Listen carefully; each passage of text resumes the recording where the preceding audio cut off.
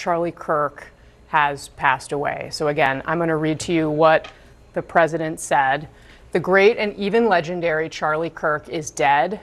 No one understood or had the heart of youth in the United States of America better than Charlie.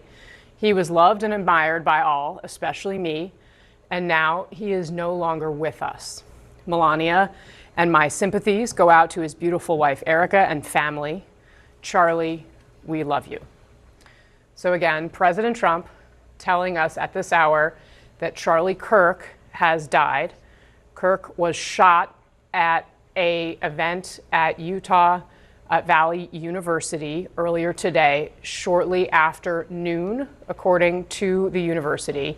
There was a single shot that rang out. He was shot in the neck, and now the President of the United States, someone that Charlie Kirk was close to, is reporting that he has died. There's a lot of cautious words being said, a lot of people concerned about where this may lead us, how we take in people's lives and the importance of those lives. The sad case of this country is this is not the beginning of this. This is not where this started. This is not where it's going to end. So as people have been dying, we've had this senselessness towards it. We've had this desensitization to it. We just don't really care anymore. And in fact, we've had folks celebrate people dying that apparently aren't important. But to everyone who dies, they're important to somebody. So they have Scott Jennings on to talk about how important Charlie Kirk was to Scott Jennings. I believe Scott Jennings that Charlie Kirk was important to him.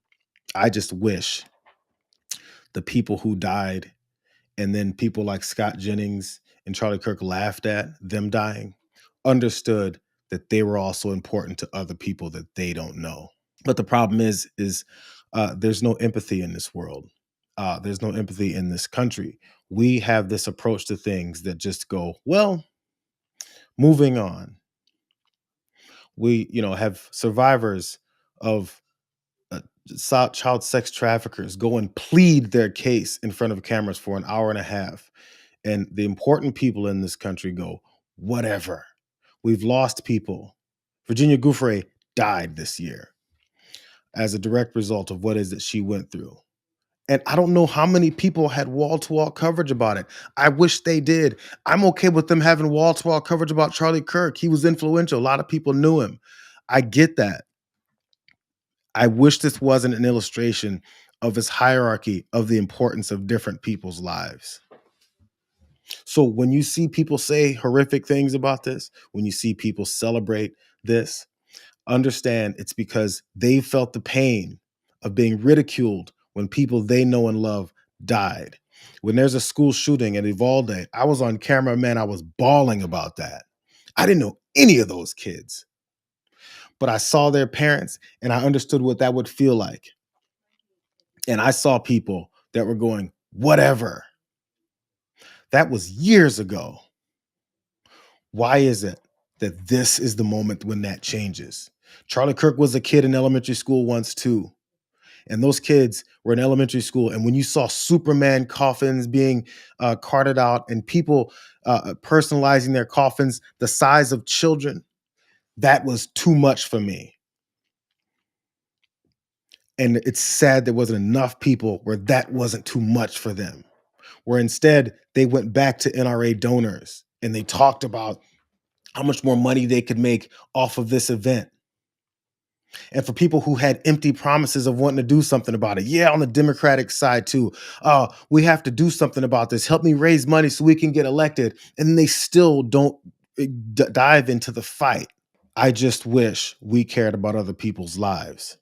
So when George Floyd gets kneeled onto his neck, when Sandra Bland gets murdered, and then there's a big movement over it, and it gets whittled down to all of these angry people are rioting in the streets. And for what? For people's lives. I hope that's the lesson that could be learned. I doubt that it will. We're a self-destructive nation. We always have been. People get murdered throughout our history in horrific ways. And every time it happens, there's plenty of people laughing about it. So we're going to see people laughing about this. And it's the same as people laughing about anyone else that they didn't like that got murdered. David, I'm sorry to be talking to you under these conditions. What are you hearing from your friends and your colleagues, people who know and follow Charlie Kirk right now? Tell us what people are going through. Yeah, you know, Jake, it's a tragedy for America, not just for the Republican Party or for MAGA, Jake, as you know. I met Charlie back in the 2016 during the 2016 race, and used to joke with him. You know, he was an Eagle Scout. He's an all-American kind of boy. Wanted to go to West Point. I went to West Point, so he and I joke about that. But he was doing it the right way, Jake. You heard Brian Seltzer talk about. He didn't agree with Brian. You knew Brian wouldn't agree with him, but he offered to sit down and talk with him, to debate him on the merits. He'd put a card table out on college campuses and say, "Prove me wrong. Talk to me about this." This was a guy who was trying to change hearts and minds. He was a happy warrior out there doing this, and he was very powerful. And so to see his young life snatched away, it's heartbreaking, Jake. The guy is 31 years old. He was a father. He's got young kids. He was a husband to his wife, Erica, now who's a widow. Those kids, as you alluded to, Jake, they don't have a father now because of someone who didn't like his political standpoint, didn't like his views. I mean, it's heartbreaking. It's disgusting. And everybody, I think, in America should take a step back and really, whether you like Charlie Kirk, you don't, whether you like the president or you're not, you got to say this has got to stop. This can't happen.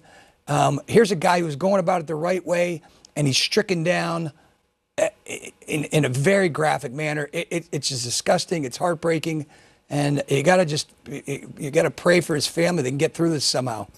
A lot of Democratic officials have been quick to share their condemnation of the shooting and calling for an end to political violence and saying that there's no justification for any of this. But here we are, another instance of politically motivated attacks in our country. You're from Western Pennsylvania, where that attempted assassination on President Trump took place last year. We've also seen, obviously, the assassinations of Democrats in Minnesota. We've seen the shooting at the Catholic Church. Steve Scalise. Steve Scalise almost assassinated Gabby Giffords. Yep. I mean, too many people. If you disagree with someone's political view, you don't kill them. You don't have the right to take them down. You saw Gavin Newsom and Charlie sat down earlier this year. You think those two agree on anything? Nothing. But they had a civil discourse. They were doing it the right way. He reminded me of something here. This guy talking about the uptick of violence in our politics, and it's been creeping in. I believe it was June. It was this summer. 2 Minnesota lawmakers were shot. One died along with her husband and the family dog, was shot in their homes. There was an attempted murder on another one. There was plans for more of this to happen. And sometimes a tone could have been set there. Those were, if we're going to start putting this hierarchy on people, those were quote unquote important people. They just happened to be Democratic representatives of the state. And we didn't get much of a wall-to-wall coverage. We didn't get much of a cross bipartisan sympathy tour. We didn't even get people saying, maybe we have to tell others to reel in this rhetoric. We got our president telling them that Tim Walz is a horrible person and that he might call him. And I think it's crazy that after that happened, we went, that's Trump being Trump. So when we keep shrugging things off, we don't know the numbers of people that aren't shrugging it off and are building up this anger and feel like their backs are against the wall and are concerned that because of policies and shrugging off and this heightened sense of kill or be killed, that they're going to be next, so they go first. Well, I mean, we were about 10 minutes into the interview, and 4 people in front of us, we hear the gunshot, and then you see Charlie go limp.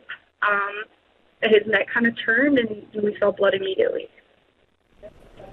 And could you get a sense, Emma, of his injuries and what happened after that? Both of our perspectives were that he was shot in the neck.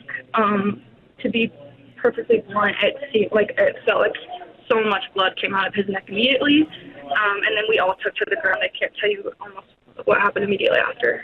We see children get carted out of schools. We see images of schools, classrooms full of blood.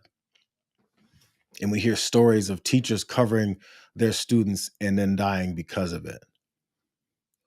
And I wish it was wall-to-wall coverage so that we could convince enough people that are in positions of power to do something different to prevent those things from happening and to care about it. And then when you talk about, oh, look what's going on in Chicago, look what's going on in Baltimore. Did you know 7 people were shot over the weekend? 7 people's families and friends were very upset over those weekends, as you flippantly talk about those as a reason for you to then create more violence. That's the connection I don't think we're making. I know people who've had family members killed, died early. I lost a brother early. This is what's going to happen next. There's going to be laws put in place that'll potentially be slanted one way or another. There's going to be a heightened sense of security. You're going to get a huge uptick in people wanting to go buy more guns. I said this months ago. You might get some proclamations and bills putting forward that may limit people's guns rights, because now it's important enough.